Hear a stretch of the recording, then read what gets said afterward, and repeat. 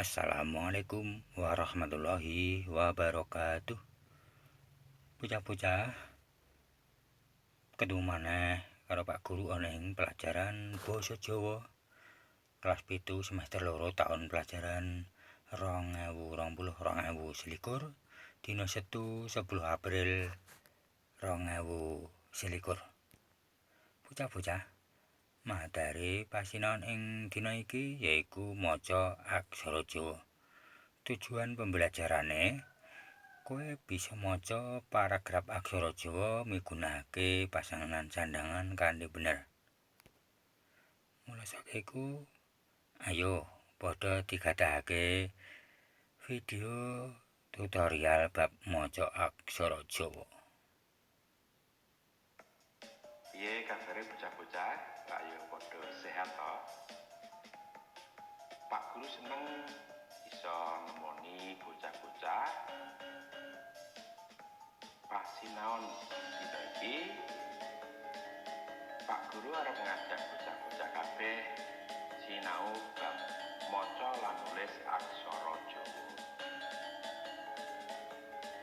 Piye tak yo wis siap to? Dina iki awake dhewe bakal sinau bab sandhangan swara utawa vokal. Bocah-bocah ayo kelingan to aksara carakan utawa aksara Jawa kang cacahé ana pira? Ana 20. Yaiku Hana Caraka, Data Sawala, Pada Jaya, Maga Bathara. Terus ana uga aksara pasangan. Uga cacahe ana 20.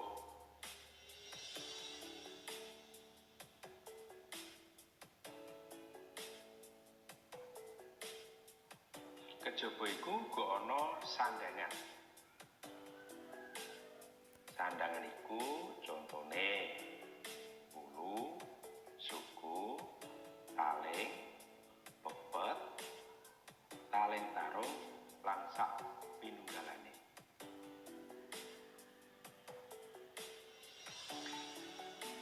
Dina iki bocah-bocah bakal sinau bab maca tembung kang nemu sandhangan swara.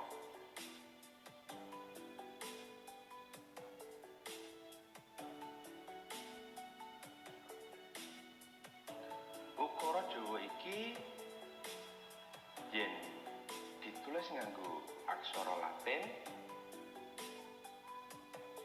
yaiku iki aksara Ka diwenehi sandhangan 8. Dadine I. Aksara Ka diwenehi 8 dadi Ki. Dadine iki. Aksara Ta. Aksara La diwenehi 8 dadine Li. Tali. Ta diwenehi sandhangan suku dadine Tu. Ra diwenehi sandhangan suku dadine Ru. Turu.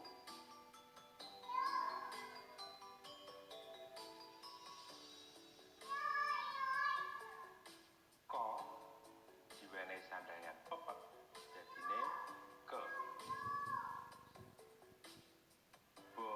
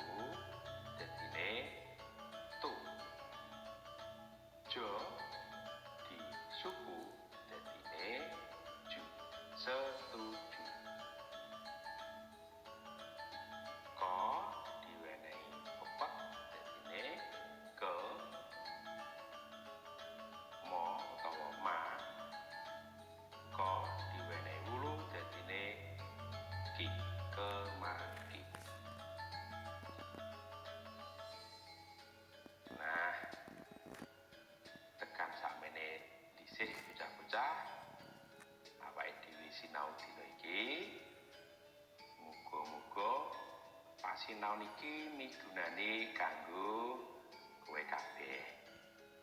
Pak Guru ngaturake matur nuwun. Sabanjure bocah-bocah ana tugas gandhenen aksara Latin paragraf aksara Jawa iki. Ayo digatekke diganti aksara Latin banjur ditulis ana ing bukumu, aja lali identitase lengkap. Banjur difoto, dikirimake ana ing WA grup mapel basa Jawa ing kelasmu dhewe-dhewe. Ngono ya, Cah. Cukup semene dhisik. Assalamualaikum warahmatullahi wabarakatuh.